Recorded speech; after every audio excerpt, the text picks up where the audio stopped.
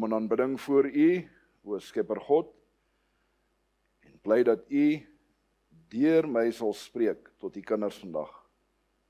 Seën die voorlesing uit die skrif ook, en die woord is vir ons kosbaar. Dankie Here, in Jesus naam. Amen. Voordat ons by ons skriftuurlesing kom, wil ek die De Kramer gesin vorentoe nooi, Leo en Kylien, met hulle 2 kinders vir 'n spesiale inseëning. En inseënings is altyd spesiaal. So kom staan as terwyl hulle vorentoe kom, baie dankie aan ons orgeliste en pianiste vir die musiek, dankie vir die pragtige spesiale items, dit was regtig mooi geweest, en ook vir die blomme, ek weet nie wie die blomme gedoen nie, maar dit help om ons aanbidding voor die Here meer aanvaarbaar te maak. So, môre, welkom weer eens, en julle het gevra vir hierdie inseëning. Dis nie iets wat die kerk op julle afdwing nie, dis 'n vrywillige versoek om hierdie kinders aan die Here op te dra. En ook baie welkom aan die oumas en oupas wat hier is. Julle kan net nog vorentoe kom vir die spesiale gebed. Maar voordat ons daarby kom, die belang van kinderinseëning kan nie onderskat word nie. En dit gaan primêr oor hulle, oor Kian en Liam. Maar hulle gaan waarskynlik nie onthou wat vandag hier gebeur nie. Miskien 'n foto later kyk en sê, "Ai, my ma en pa het my ingeseën. Ja, maar hy lyk so oulik, hy pakkie. Dit lyk regtig oulik." So hulle gaan terugkyk daarna en weet dat my ma en pa het iets spesiaal gedoen. Maar op hierdie oomblik is hulle bewus daarvan, miskien maar nie in die volle begrip van wat dit beteken nie. So in daardie sin gaan dit ook oor julle. En terwyl ons vir hulle bid, bid ons ook vir julle as ouers om die wysheid te hê om julle kinders in die vrees van die Here groot te maak. En dit is iets wat nie ligtelik opgeneem kan word nie. Hulle besef nie hoe bevoorreg hulle is om 'n pa en 'n ma te hê wat sê, ek wil hierdie kind vir Jesus groot maak.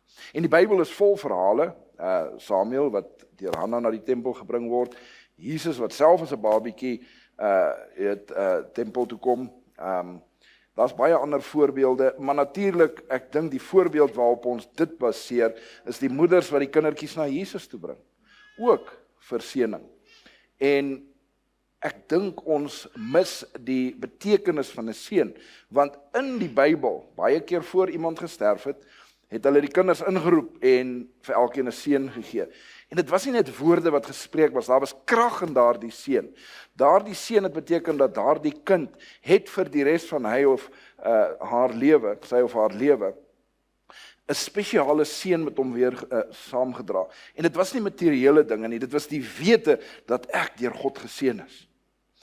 En so, ek hoop dat dit vir julle in julle ouerskap, maar ook in hulle lewe, versterking sal bring, om te weet, dat selfs al sou dinge in die toekoms moeilik raak, die Here is met julle. Want hierdie begin, doen julle reg. En dit is moeilik om kinders groot te maak.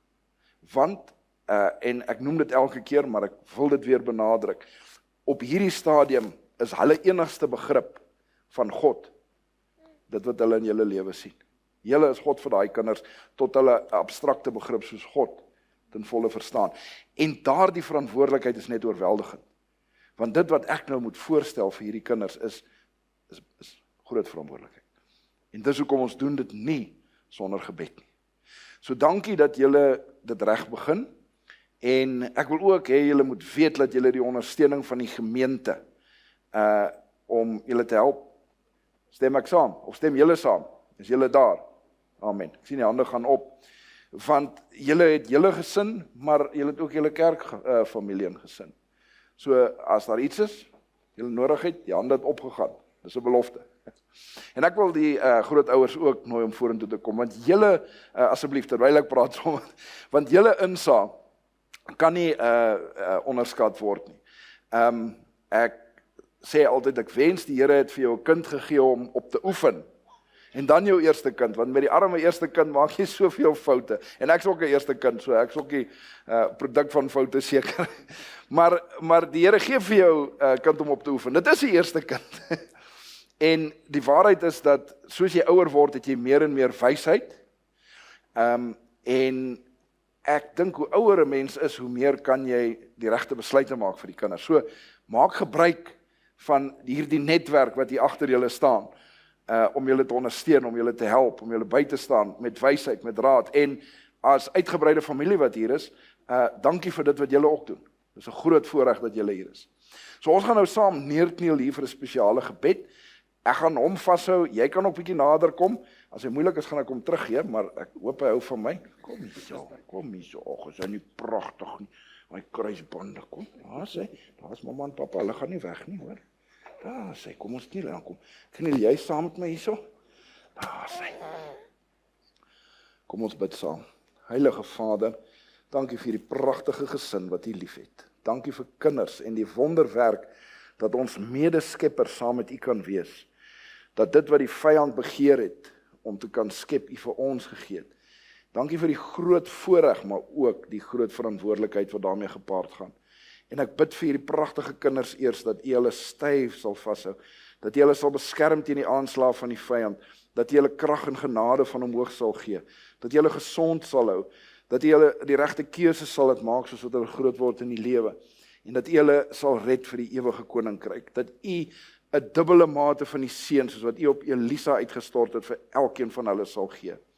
Dankie dat ons vir die ouers kan bid, en ek bid spesiaal vir Leo en Kylien, dat U hulle sal seën, en dat U vir hulle wysheid sal gee, en geduld, en empatie, en al die gawes wat nodig is, om hierdie kinders vir die groot te maak, en dat hulle ook goeie besluite sal maak, en dat U net met hulle sal wees in hulle ouerskap. Dankie vir die uitgebreide familie, oumas en oupas, en ooms, ander wat hier is, en vir hulle insaag, en ons vra dat U elkeen van hulle ook ryklik sal seën. Here, en dan vir die gemeente, bid ek dat U deur die gemeente die ruimte sal skep vir hierdie kinders, om 'n godsvreesende atmosfeer hier te ervaar. Maar bo alles, dra ons hulle nou nie op, ons bid U seën op hulle, en ons bid spesiaal dat U, bo alles, hierdie hele gesin wat hier gekniel is, sal red vir U ewige koninkryk. Dankie Here, in Jesus naam. Amen.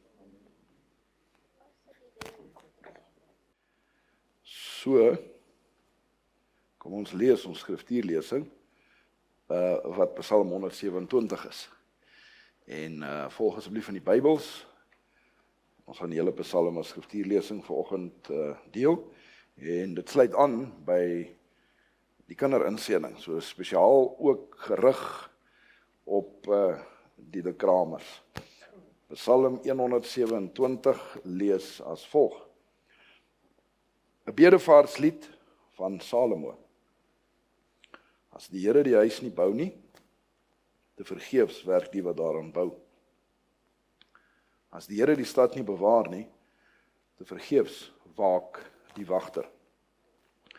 Te vergeefs dat julle vroeg opstaan, laat opbly, brood van smarte eet. Net so goed gee hy dit aan sy beminde in die slaap. Kyk, seuns is 'n erfdeel van die Here. Die vrug van die moederskoot is 'n beloning. Soos pile in die hand van 'n held, so is die seuns van die jeug. Gelukkig is die man wat sy pylkoker daarmee gevul het.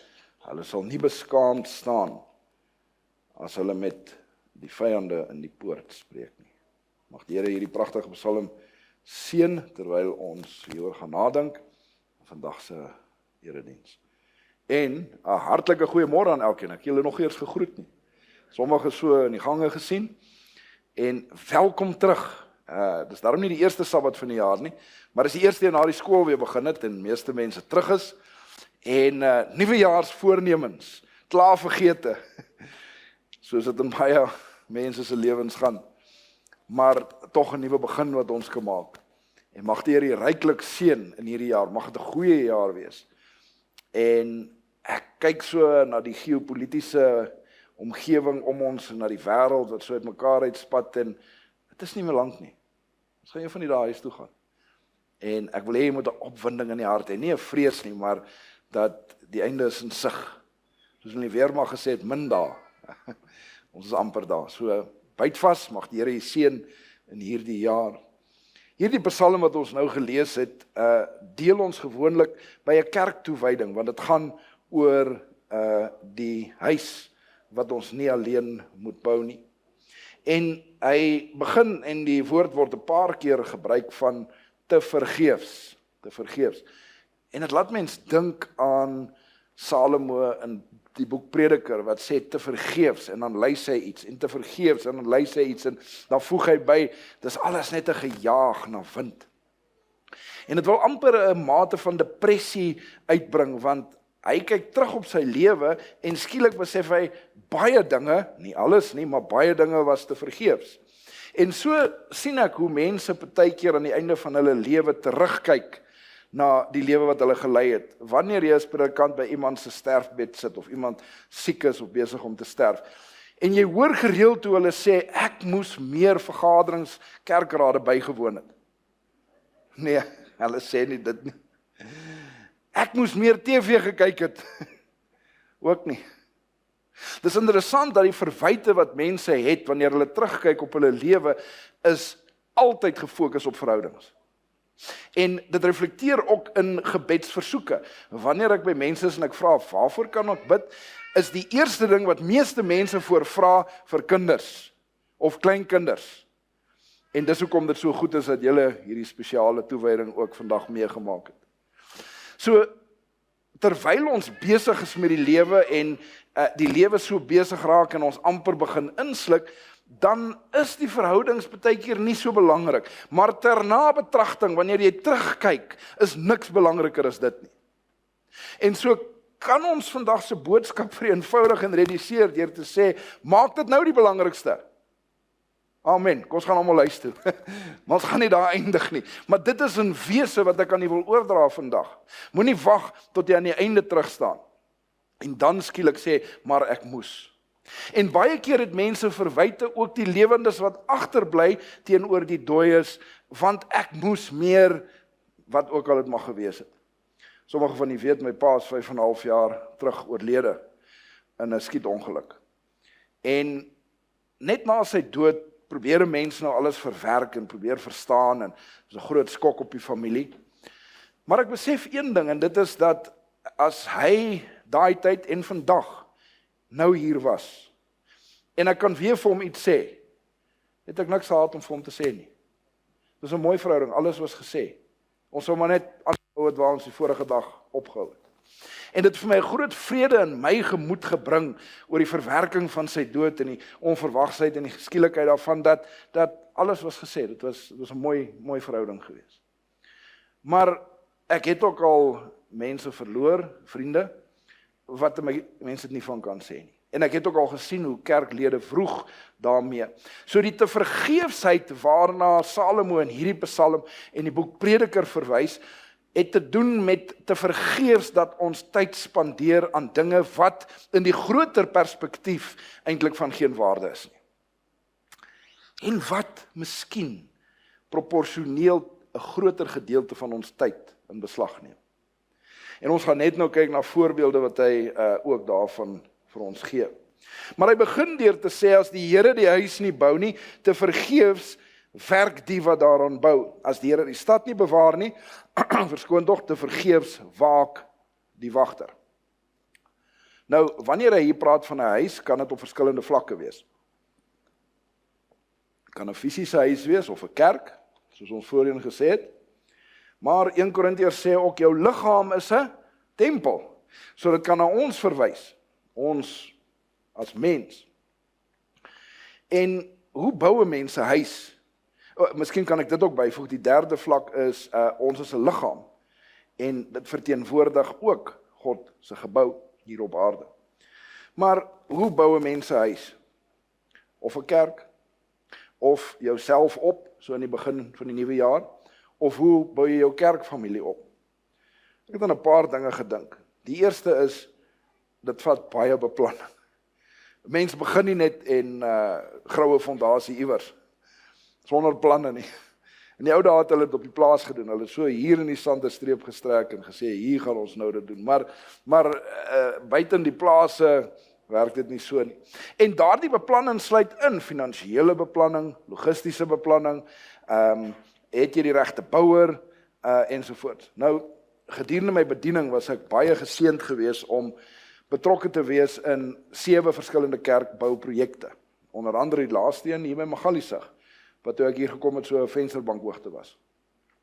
En dit het my eintlik frustreer op 'n stadium, want elke keer wat hulle my beroep het na 'n nuwe distrik, was daar nie kerke gewees.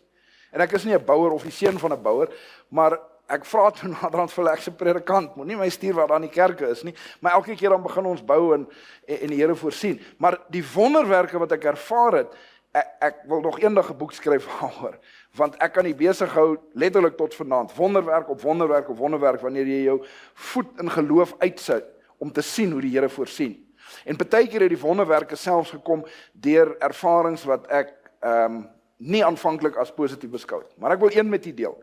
Ons bou 'n kerk in Klerksdorp, in die Kleurlinggebied Alabama, so net buite die dorp. En die kerk het 'n groot stuk grond gehad, om en by 2 hektaar in die middel van die dorp, wat geskenk is aan hulle. Hulle is 70 jaar in die gemeenskap, hierdie is 1999, en op daai stadium het hulle R10,000 in die boufonds. Baie armoede, kry swaar. En hulle besluit hulle wil kerk bou en ons neem my stap in geloof. Weet nie hoe dit gaan werk nie. En so voorsien die Here op baie wonderwerke en dit was werklik binne 18 maande toe die kerk gebou. Kontant, geen skuld nie. Maar die een wonderwerk is, toe die kerk nou amper klaar is, so 6 weke voor die inwyding, 2 maande voor die inwyding, ry ek eendag op pad soontoe. Ek het 'n paar sakke sement agter in die kattebak van my kar, die bouer het vir sement gevra, en op pad soontoe sien ek 'n storm verby beweeg, so 'n grys wolke. En terwyl ek nog ry, bel hulle my. Hulle sê, kom, die kerk is vernietig. En ek kom maar aan, en daar was so 'n tornado of 'n orkaan wat deurgekom het. En hy ruk hy hele dak af, en hy waai om 600 meter, deur die lug, onderste bo op 'n ander ou se dak. Staan net die brandring wat so in die lug. En die mense staan daar in die kerk en hulle huil. Hulle sê, pastor, hoekom het dit gebeur? Ons is so naby, ons het so hard gewerk, hulle het so opgeoffer. Die wat werk het daardie jaar vir die baas gesê, betaal ons bonus uit. Hulle het elke week iets opgeoffer. Die kinders het naderhand gesê, moenie vir ons verjaarsdag en Kersgeskenke koop, gee daai geld vir die kerk. Dit was die toewyding en die opoffering dit was ongelooflik. En hier verloor ons die hele kerk. En ek ry weg daai dag en ek's moedeloos. Ek sê maar, Here, ons het so hard gewerk. En ek dink aan Psalm 127 wat sê te vergeefs, of as die Here die huis nie bou nie, te vergeefs wat die aan werk. En ek dink, het ons miskien iewers sonder die Here gewerk? Het ons iewers iets gedoen wat hierdie vers 'n realiteit maak? En ek dink terug en ek kan nie aan iets dink nie, maar ek's moedeloos. En die maandag by die konferensie my, hulle sê, ons hoor jy het skade gehad daar. Ek wil nie praat daaroor, maar daar is nog seer daaroor. Hulle sê, ons wil julle net inlig, dat ons het, sonder jou medewete, spesiale bouversekering uitgeneem, dis verpligtend. En aan wie betaal ons die skade uit? Nie eens geweet van die bouversekering. Die kort weergawe van die verhaal is, daardie versekeringsgeld is toe aansienlik meer as die skade, en genoeg om die kerk te voltooi. En genoeg geld om die saal te begin bou. En ek kyk na hierdie ramp, wat ek nie kan verstaan nie, en skielik wys die Here dat selfs die slegte dinge, kan die Here in iets goeds verander. En baie sulke wonderwerke, letterlik honderde wat ek ervaar het met kerkbou. En ek dink aan hoe ons lewens bou, hoe ons kerk bou, hoe ons wil bou in die lewe, en partykeer het ons teenstand, dan gaan dinge sleg. En dan wat? Ons moedeloos. Hoekom, Here? Wat het ek verkeerd gedoen? Hoekom al hierdie skade? Hoekom hierdie probleme? En ons wil tou opgooi, want ons sien nie meer die lig nie. Maar miskien, net miskien, is daar 'n wonderwerk wat wag agter hierdie moeilike tye. En miskien is die goeie tye ook daar, want nie altyd is daar 'n goeie einde, soos in hierdie kerkbouprojek se verhaal. Partykeer gebeur slegte dinge. Punt. En ek sien nie die goeie nie. En dan kan ek soos Salomo kyk en sê, dit voel te vergeefs. Hierdie projek wat ek aangepak het, hierdie fase van my lewe, hierdie tyd in my lewe, dit voel te vergeefs. Maar ek moet vertrou dat al voel dit te vergeefs, is dit nie. Want as gelowige is niks wat ek doen te vergeefs. Want God het 'n plan vir jou en vir my lewe. Aan die begin van hierdie jaar, vir julle as gesin, wat 'n nuwe fase in julle lewe het, God het 'n plan vir elkeen van ons. En ons moet vashou daaraan. Maar dit sal ook bepaal hoe ons tyd en ons hulpbronne spandeer, sodat wanneer ons terugkyk, ons nie sal sê, hierdie was 'n te vergeefse lewe. Nee, dit was 'n vol lewe wat ek saam met God gelei het en ek het gedoen wat ek kon. So, die beplanning is die eerste deel. Die tweede deel van 'n bouprojek is harde werk. En ons kyk nou weer na fisiese gebou, maar vergeestelik dit ook. Dis harde werk. Gebeur nie net van self nie. Iemand moet die werk doen. En die lewe bestaan uit harde werk. Daar's 'n boek deur M. Scott Peck geskryf, The Road Less Traveled. En hy begin hierdie boek deur te sê, life is difficult, life is hard. En dis waar. Maar wanneer ons deel doen, in wat ook al dit mag wees in ons lewens, en ons vertrou op die Here, kan die lewe mooi raak. En dit kan mooi wees. En sien, hier is die uitdaging, ek praat baie keer met mense, en ek vra, hoe gaan dit? Ja, het gaan sleg, gaan swaar. En dan vertel hulle my van die ellende, en sommige het meriete, ander miskien nie, die lewe is nie net goed nie. En dan as ek al weggaan, dan voel ek sommer depressief. Is ek ook neerslagtig. Maar ek praat met ander mense wat regtig baie swaar kry. Kan dit? Nee, die Here is so goed vir my.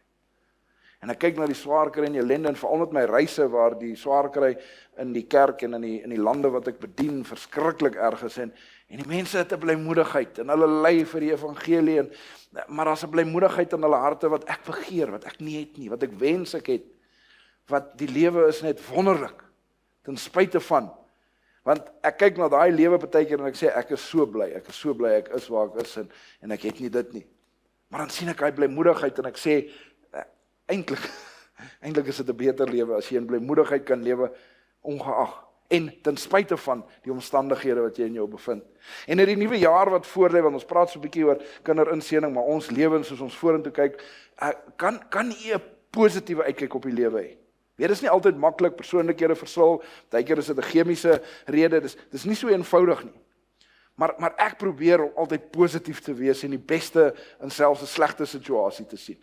Ek dink dit frustreer my familie, want my kinders het nou my al gediagnoseer met toxic positivity. Hulle sê, dis wat ek kan lei. Ek het nie eens geweet daar is so iets nie. Maar selfs my bloedgroep, ek is B positive, weet, is alles positief. Maar probeer in alles net die beste sien. Die hand van die Here, selfs in die goeie omstandighede te sien, hoe gaan die Here en hoe kan die Here my deur hierdie omstandighede lei, en werk hard om dit 'n sukses te maak.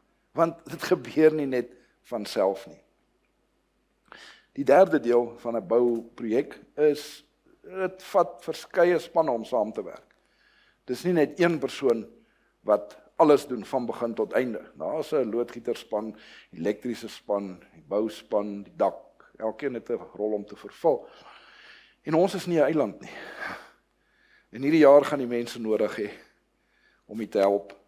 Mense wat beter toegerus is om van u probleme te hanteer. Maar onthou, dis 'n tweesnydende mes of swaard, want aan die ander kant het u seker lewensvaardighede om mense te help om hulle lewe aan te vul en beter te wees. En jy moet bereid wees om te ontvang, soos wat jy in hierdie jaar bou, maar jy moet ook bereid wees om te gee.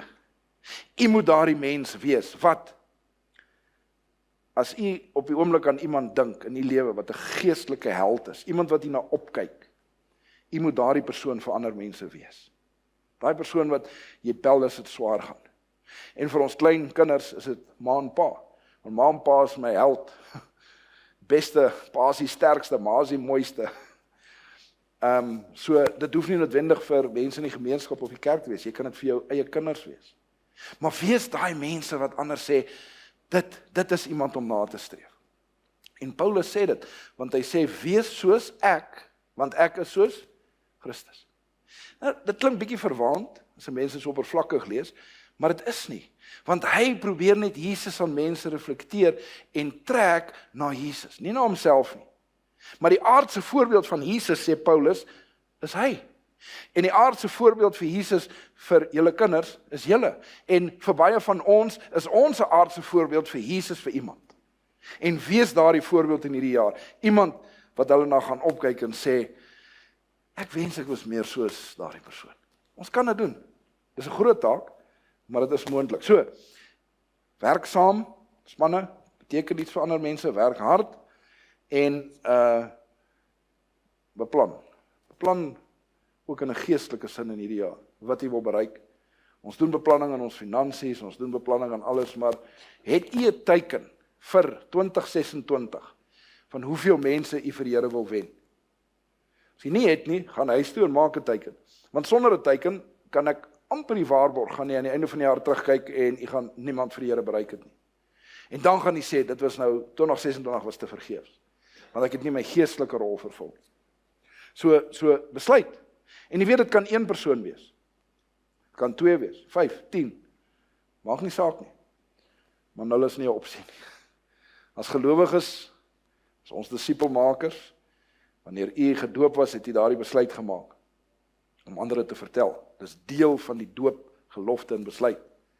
So kry 'n teiken en bid daarna oor tot die Here voorsien daaraan, sodat daar 'n sensitiwiteit in die gemoed is, dat hierdie jaar is dit deel van my bouprojek in my lewe. En dat die jaar nie te vergeefs sal wees nie.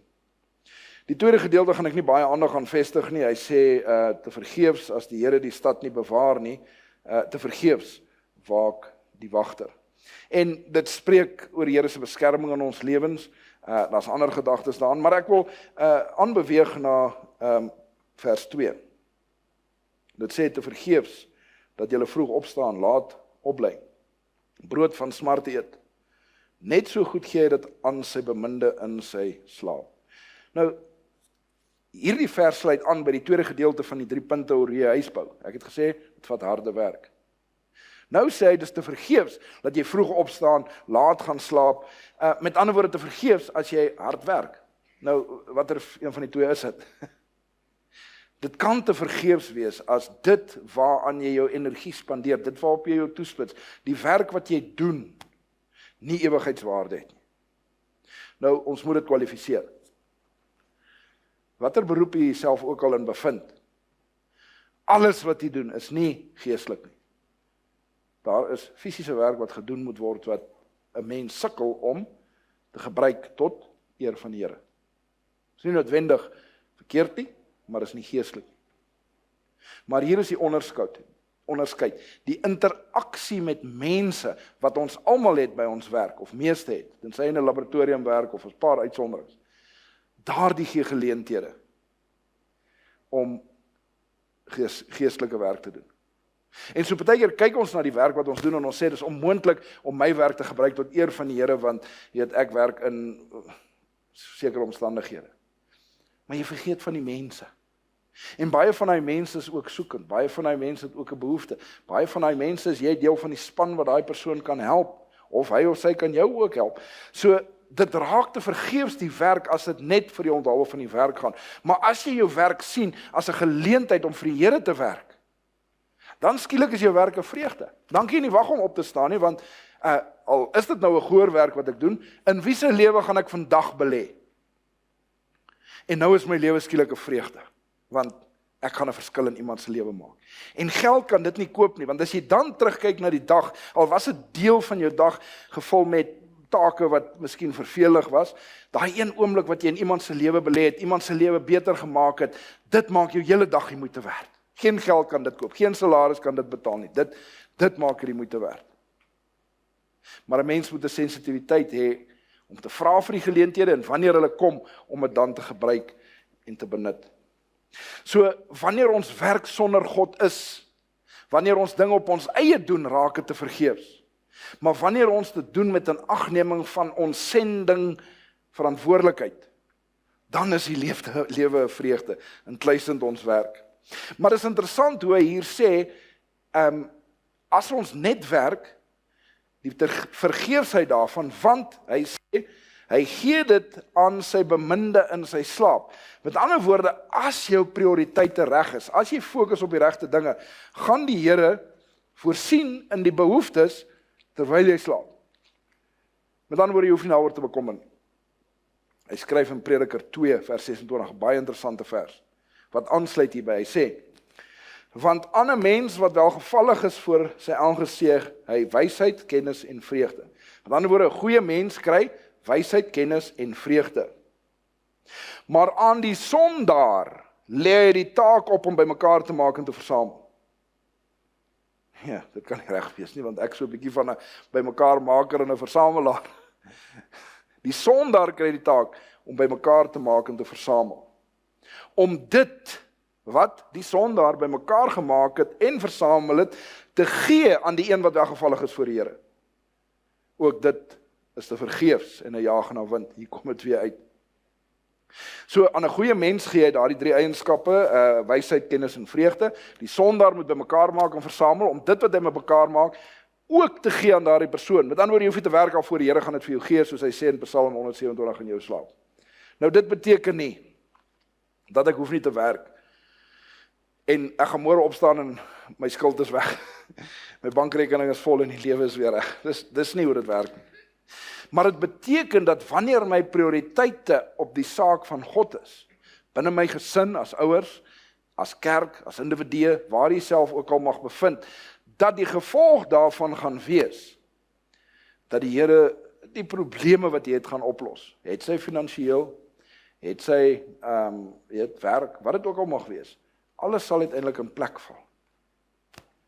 Maar wanneer jy self die probleme probeer oplos deur vroeg op te staan en laat te gaan slaap, dan werk die planne nie altyd uit nie. So dis 'n kombinasie van ons en God. Ons fokus moet wees op dit wat reg is. God sal voorsien in die res, selfs wanneer ons slaap. En dit maak my bly as ek so daaraan dink, want met die uitdagings wat ons het, en wat ons gaan trotseer in hierdie nuwe jaar, hoef ek nie te vrees vir die toekoms nie. Want ek weet, God sal my daardeur lei. Hy sal u daardeur lei. Gaan dit altyd maklik wees? Nee. Maar gaan ons terugkyk en sê, hierdie jaar was nie te vergeefs nie. Ons kan. Van hier, ek wil nog een gedagte byvoeg. Dit is interessant dat hy sê, God voorsien dit terwyl jy slaap. Want die Bybel sê dat God slaap nooit en hy sluimer nooit nie. En dit gee my ook hoop en vertroosting om te weet dat ons 'n God het wat permanent daar is vir ons. Maar van hier spring hy in die tweede deel van die Psalm na iets wat byna onverwant klink, maar dit is nie. Want hy sê in vers 3, kyk, seuns is 'n erfdeel van die Here. Die vrug van 'n moederskoot is 'n beloning. Seuns is 'n erfdeel van die Here. Ons het nou julle seuns ingeseën vanoggend. En die Bybel beskryf dit as 'n erfdeel of 'n beloning. Nou, dis interessant die woord erfdeel, want 'n erfdeel is iets wat jy kry by die geslag voor jou as daardie geslag doodgaan. Hier sê dit, die kind is 'n erfdeel, iets wat jy kry terwyl jy nog leef. 'n Seëning wat die Here vir ons gee deur kinders aan ons te gee. En ek dink die ouers wat vandag hier is kan getuig wat 'n groot seën kinders in ons lewe kan wees. Ek dink sonder kinders sou my geestelike lewe definitief slegter daaraan toe wees. Definitief. Want dit gee vir jou sekere begrippe oor God en God se liefde vir jou wat jy sukkel om te verstaan as jy nie kinders het. En vir die wat nie kinders het in die gehoor wil ek julle nie daarby uitsluit. Jy kan 'n diepe begrip hê, maar dit verdiep. Dit leer jou sekere dinge in die lewe wat jy sonder dit nie so gehad het. En dit gee vir jou 'n rykdom wat geld nie kan koop nie. As jy wonder daaroor, kan ek die hande sien van die ouers wat hulle kinders sal verkoop vandag vir 10 miljoen rand. Ek het dan vir hande daarop gegaan. Gelukkig is my bril af. Iemand ja. Partykeer voel ons so seker, ja. Ek moet nie vra of die kinders hulle ouers sal verkoop vir 10 miljoen rand, maar ja, kom ons vra, is daar van julle? Nee. Die waarheid is, hoekom kla ons as ons dan meer het as wat geld kan koop? In die rykdom van ons kinders. Want geen geld, ek het nou sommer net aan 10 miljoen gedink. En ek raak altyd hartseer as ek sien, onlangs was daar 'n vrou wat haar kind vir R2500 op eBay verkoop het. Gelukkig het die polisie haar gevang en sy is nou in die tronk. Maar ek dink, hoe is dit moontlik? Vergeet die bedrag, haal die bedrag uit. Die begrip om jou kind te verkoop is net ondenkbaar. So die kinders wat die Here vir julle geskenk het, maak julle multimiljonêers. Julle is erfgename. En nie in rande en sente nie, maar in rykheid en in verdiepte geestelikheid en in soveel aspekte in ons lewe. So wanneer hy sê dis 'n erfdeel van die Here, is dit eintlik die Here wat vir ons iets gee wat ons nie toekom. Want onthou, 'n erfdeel is eintlik kan ook beskryf word as genade, want is iets wat ek kry wat ek nooit verdien het nie. My pa en my ma daarvoor gewerk en nou kry ek iets daarvoor, maar ek het geen bydrae daaraan. En dis 'n pragtige simbool van genade, is dit nie so nie? Verlossing, ek kry dit van God, ek verdien dit nie, ek kan dit nie verdien nie. So kinders is dieselfde. Sonder God sal ons nie kinders kan hê nie. Ek het in die gebed daarna verwys dat dit is wat Satan jaloers teenoor ons gemaak het, want ons is medeskeppers saam met God. Hy kan nie skep nie, maar met God het hy vir ons die voorreg gegee om te skep, om 'n deel van sy goddelike natuur te hê, wat selfs die engele in die hemel nie het nie. En ons moet vashou daaraan. En in hierdie kerk is daar waarskynlik kinders wat nie meer met hulle ouers praat nie, of ouers wat lanklaas met hulle kinders gepraat het. Moenie toelaat dat die vyand daardie verhoudings vernietig. En een van die redes is omdat dit 'n godsbeeld of ons godsbeeld ook vernietig. God beskryf homself as sy Vader deur Jesus se bediening. Ons bid ook onsse Vader wat in die hemel is. En as ek nou vir jou sê God het jou lief soos 'n pa sy kinders liefhet. Klink so mooi, pragtig. Maar wat as jou pa sleg siel was? Wat jou ma mishandel het, wat jou geslaan het, wat van julle af weggeloop het, gedros het. En nou sê ek God het jou lief soos 'n pa sy kinders liefhet. Dan stel jy nie regtig aan God belang nie. Want die prentjie wat die pa geskilder het, of die ma of die ouer, is nie reg nie. So wanneer ons goeie ouers vir ons kinders is ons besig om hulle godsbeeld te help vestig. Ons wys hulle dis hoe God lyk. En soos gesê, dis daardie groot verantwoordelikheid wat daarmee gepaard gaan. 'n Erfdeel, 'n beloning, wat 'n pragtige beeld van die karakter van God wat ons deur ons kinders sien. En ons het groot geword, meeste van ons, miskien 2 of 3 geslagte terug, minder so nou, maar met die begrip dat kinders moet gesien word, maar nie gehoor word nie. Kinders is spesiaal, het die ou mense gesê, maar hulle moet net daar wees, mooi aangetrek, hulle moet hulle gedra, maar hulle moet ons nie pla nie. En dit laat mens dink aan die interaksie wat Jesus met sy disippels gehad het, toe die moeders gevra het om die kinders te kom inseën, en toe hy gesê het, verhinder hulle nie, want aan sulkes behoort die Koninkryk van die Hemel. Elders spreek hy om baie sterker uit, en Jesus doen dit min. Hy praat van hier en daar van 'n witgewaste graf, en gaan sê vir daai jakkals, en soms is dit sterk woorde, maar hy sê, dit is beter dat jy iemand 'n meelsteen om jou nek gooi en jou in die diepste see werp, as wat jy een van daai kleintjies seermaak. Soms is daar die sterk taal daar, want dit is miskien 'n groter sonde. Dit is nie, alle sondes is gelyk. Maar die gevolge daarvan om 'n onskuldige kind seer te maak of te benadeel, is baie groter, veral vir God se koninkryk. Miskien is dit die onskuld daarvan, ek weet nie, maar hy spreek om sterk uit teen mense wat kinders benadeel. En so in vers 4 praat dit van die pyle. So ons lees weer vers 3. Kyk, seuns is 'n erfdeel van die Here, die vrug van die moederskoot is 'n beloning. Soos pyle in die hand van 'n held, so is die seun van die jeug. Gelukkig is die man wat sy pylkoker daarmee gevul het. Hulle sal nie beskaamd staan as hulle met die vyande in die poort spreek nie. Ek het vroeër die illustrasie met die kinders gebruik, en ek wil weer net vinnig aan haar verwys. En ek dink dit pas mooi in. As 'n mens pyl en boog skiet, die kinders word na verwys as die pyle. Maar die boog bepaal waar jy in die pyl gaan. As ek hierdie pyl vat, en ek gooi hom soos 'n spies, hy gaan nie ver trek nie, hy gaan nie akkuraat wees nie, hy gaan in sy eie rigting gaan. Maar as die kinders soos Psalm 127 sê, die pyle en die pylkoker is, en as ouers skiet ons daai kinders, help ons hulle in die regte rigting, sal hulle koers vas bly. Dis hoe dit werk met 'n pyl en boog. En dis wat die Here van ons verwag as ouers, dat ons die regte rigting aandui vir ons kinders. Dat ons voorbeeld in hulle lewens hulle sal help om op die regte pad te bly.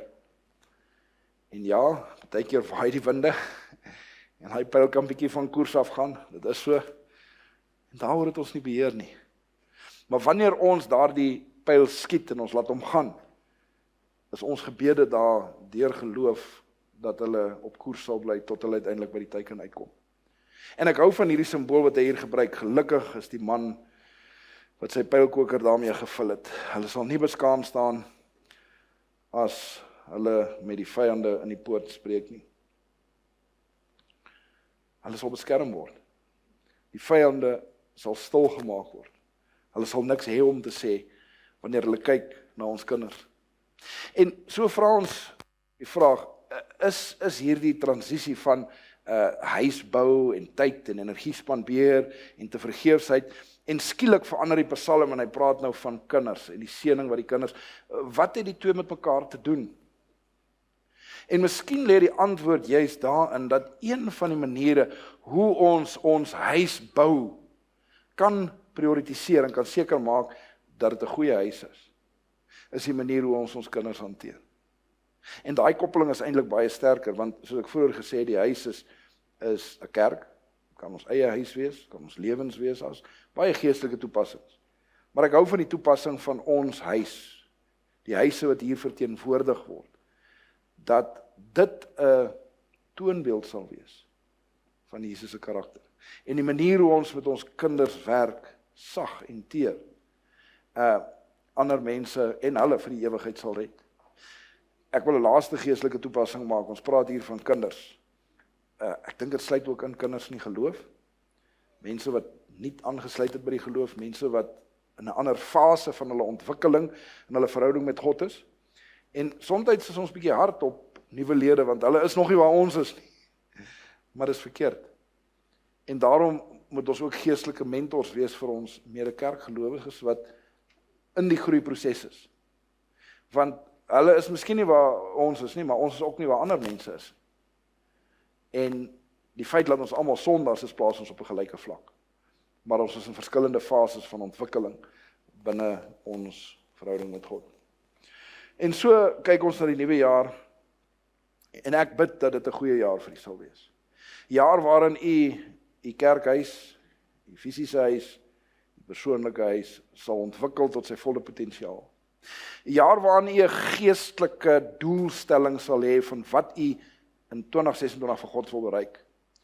Maar 'n jaar waarin die woord te vergeefs op 31 Desember 2026, as die Here nog nie gekom het nie in die woordeskat sal wees nie. Jy moet terugkyk na hierdie jaar en sê, daar was niks te vergeefs. Dit was 'n goeie jaar.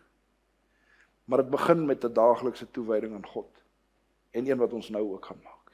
So, as u graag u hart aan die Here wil gee vir hierdie jaar weer, en 'n nuwe jaar wil hê, vol seëninge, is dit my gebed, dat terwyl ek nou bid, die Gees tot u sal spreek, en dat u self daardie gebed tot die Here sal bid. Kom ons bid saam. Heilige Vader, dankie vir hierdie pragtige Psalm, dankie dat dit wat ons doen nie te vergeefs hoef te wees nie. En vergewe ons vir die kere wat ons miskien besig was met dinge wat nie regte geestelike waarde dra nie. En Here, terwyl ons bou aan hierdie nuwe jaar, in ons kerk, in ons huis, in ons gesinne, in ons persoonlike lewens, op watter vlak ook al, bid ek dat u ons beplanning sal gee en vir ons wys wat u wil hê. Dat u ons sal help om hard te werk. En dat ons saam sal staan en saam sal werk en ander sal help en hulp sal ontvang en dat dit net 'n fantastiese jaar sal wees. Maar veral vir ons kinders, bid ons weer 'n spesiale seën. Die aanslag van die vyand is erg en ons bid dat u hulle getrou sal hou. En dat ons 'n goddelike voorbeeld sal stel van wat dit beteken om 'n wedergebore geesvervulde kind van God te wees. En daarom gee ons lewens vandag weer aan u. Red ons deur Jesus se bloed. En nou wil ons net vir u sê dankie dat u hierdie gebed beantwoord het. Dankie Here. Dankie. Amen.